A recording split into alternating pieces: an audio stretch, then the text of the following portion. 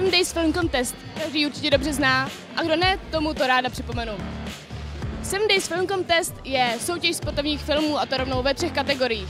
Best Porno Killer, Best Archive Movie a Best 7 Days Film. Ve hře je 50 000 a jako hlavní cena je 40 000 na ruku, bez debat, čau, čus. Já jsem Kateřina Maharáža a ty sleduješ 7 Days News.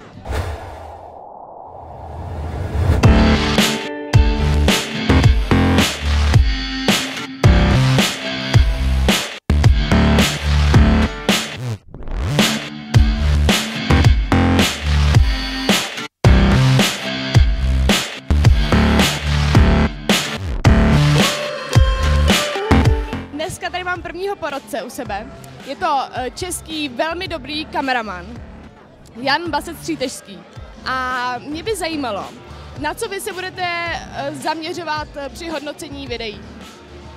No to ještě nevím. Jako.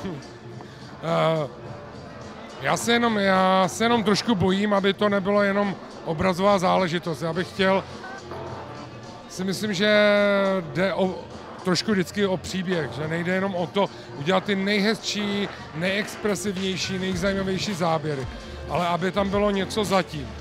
To by mě hrozně zajímalo, nebo na to se nebudu zaměřovat, ale to by mě zajímalo na těch věcech, na těch filmech.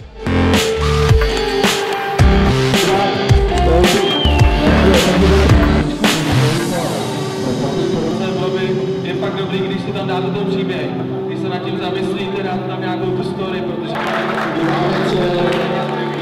šátek, ktorú u vašich súťažných filmov tento šát, myslím si, že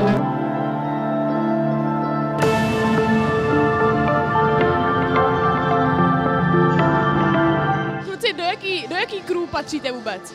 Já vlastně vůbec nevím. Ne, kecám. II Production. II Production, takže vlastně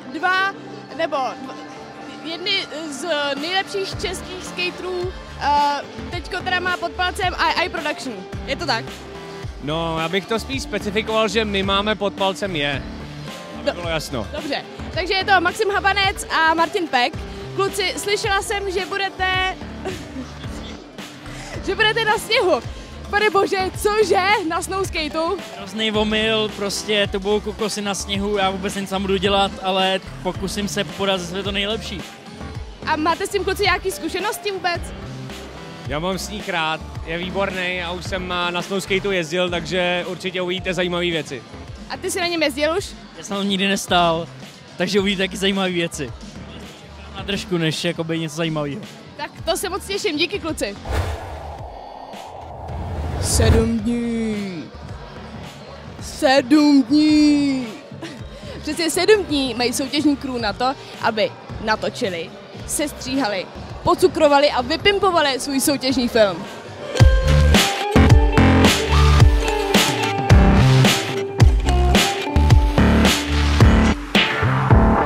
Tak jako dalšího porodce tady mám Vavřince Hradílka.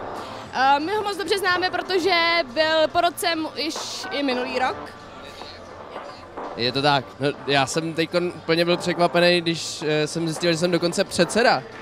Ty jsi předseda? Tak úplně super, ne? Tak jako 7 Days Film Contest je pro mě už i srdeční záležitostí. Když je to tak čerstvý projekt, tak mě těší, že můžu na tom spolupracovat, ať už jako porodce, nebo jako takový jako ambasádor trošičku, protože je to něco, co mě hrozně baví a výborný projekt, výborná myšlenka a hlavně super lidi okolo. No. A na co se budeš soustředit, když budeš hodnotit ty filmy? Budeš se ty jako sportovec, budeš se soustředit přímo třeba na toho Best Porno Killera, jako na toho člověka, který za sebe vydá maximum, anebo budeš hodnotit i celkový zpracování? Já myslím, že celkový, ale samozřejmě tak jakoby ta moje část by mohla být hlavně sportovní a na to já se samozřejmě hrozně rád dívám, na ty výkony a na celku, na to, jak prostě zabíjej. Ale jak už bylo řečeno, no, musí to mít ten příběh, musí to být to zpracování a nemůže to být jenom o tom, že tam někdo prostě dává backflipy a všechny ty různé věci a tohle, což já už ani nevím, co se dneska dává, ale celkově zpracování a samozřejmě pro mě ta nadřazená hodnota je ten sport. No.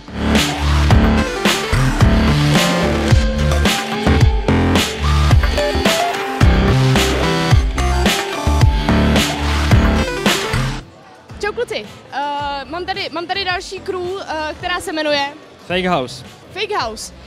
Super. Kluci, řekněte mi, co budete točit, na co se zaměříte?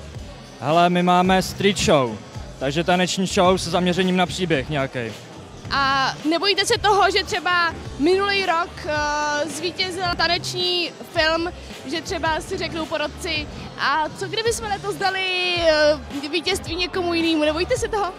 Ne, tak není jenom to o hře, že jo? My jdeme natáčet film a to nás baví. To je dobře, to je správný přístup. Pro nás ostatní je důležitý den 7.2.2015. A to proto, že se koná finálový večer s promítáním, s vyhlašováním a následným pornomejdlíčkem. A ty se zítra ráno těš zase na další díl 7 Days News. Kateř!